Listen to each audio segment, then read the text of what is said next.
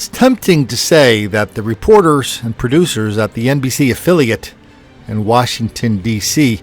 are down with the cause more than any station in the country. But really, the truth is, they're just about in the middle of the pack. Whether it's New York, L.A., Detroit, Washington, Baltimore, Philly, San Francisco, this is their coverage is pretty much par for the course. Got a Black Lives Matter demonstration? Boom, they're there. You got one again tomorrow? Boom, they're there. The mics are always open for uncritical access about how black people are relentless victims of relentless white racism all the time, everywhere. That explains everything. Got a problem with Freddie Gray up in Baltimore? Police brutality? Boom, they're there. How about an African American museum opening in Washington, D.C., featuring all the white racism that's done so much damage to all the black people in America? Boom, they're there. Dude up in New York selling single cigarettes. Another victim of black brutality against police officers. Boom, they're there. Bunch of congressmen get together and their staffs hold up their hands and, on the steps of the Capitol. Hands up, don't shoot. Boom, they're there. Howard University student gets hurt demonstrating down in Ferguson, Missouri in behalf of that innocent angel, Michael Brown. Boom, they're there. And more. The tension in Ferguson, Missouri, explosive. Caught in the violence, a Howard University graduate. Maya White, class of 2012, posted this picture of herself to social media. She was seriously hurt in the protests and is recovering in a Missouri hospital.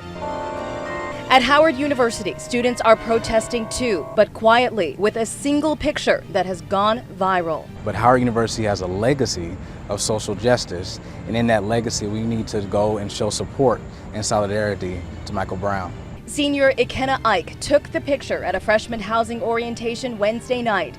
With their hands up, the students want to send this message. I think that's the epitome of innocence. Somebody surrendering themselves. I don't want violence. I don't want any type of confrontation. Sophomore Khalil Sadiq came up with the idea of putting their hands up to protest without violence. Everyone was coming alive with, the prospect that there was a really progressive and peaceful way to get involved. And let's not forget our two internet stars of the same station. It's our year-ender. WHUR's Troy Johnson is here with us. And listeners have been calling for justice. I think there was an LA Times reporter who recently wrote that being black is exhausting. And here's the most exhausting thing about being a black reporter.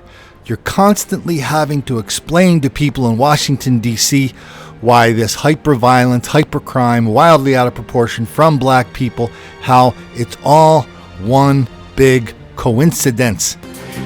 Good morning and welcome to Viewpoint. I'm Chris Lawrence, and today we're going to be diving into the topic of ending violence in Black Lives Matter. With me here today is Dr. Stephanie Meyer. She's the co-founder and national co-chair of Black Women for Positive Change. You're going to be hearing a lot more about that organization as we go along.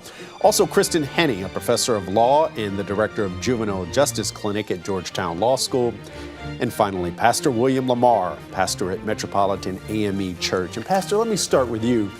Some people have said we've got this epidemic of violence. Do we, and is that the correct term for it? Well, Chris, thanks for the opportunity to share on these difficult, seemingly intractable issues. I was at a meeting at the Brookings Institution earlier in the week, and they're asking similar questions. And I think that we in America, journalistically and historically, pick up on this story in the middle. If you pick up on the story in the middle, what it appears is that black people are ontologically, intellectually deficient, and some people say even prone to violence. In order to really deal with this, we have to deal with the policies and political and economic realities that cause what it is that we see in Washington, what we see in the United States, what we see really globally. I believe that this begins with the violence of bringing people to this nation against their will, with the violence over a period of time that you see in Jim Crow, the violence that you see in the federal housing policies that created ghettos, the violence in educational policy that ensures that those who are wealthy get a better education. So we have to view this violence not just as what we see in these neighborhoods, but violent government actions that we think are neutral. And we have to have a more robust conversation about the historical things that impinge upon these realities. Because if you separate those things out, it appears that what you see in these communities is just these people who are in some way aberrant. And what really is happening is these people are acting against forces that have proven intractable historically. And even when we have policy resolutions and legislative resolutions, it appears that these things do not change. So I want a broader conversation. And so it sounds like what you're saying is there needs to be a move away from blaming the victim, the black family. Right, for some of these problems. Absolutely. I mean, I think the irony of what Pastor Lamar talks about and the irony of American history is that notwithstanding this sort of long history in America of violence perpetrated against African Americans, today we sit in a society in which the public perception of violence today is almost synonymous with African American males, black boys and black men. So we're in a society that is now afraid of black men and black boys. So let's bring it up to today. In Washington, D.C., in the 2500 block of Benning Northeast, a 7-Eleven was robbed twice in 24 hours.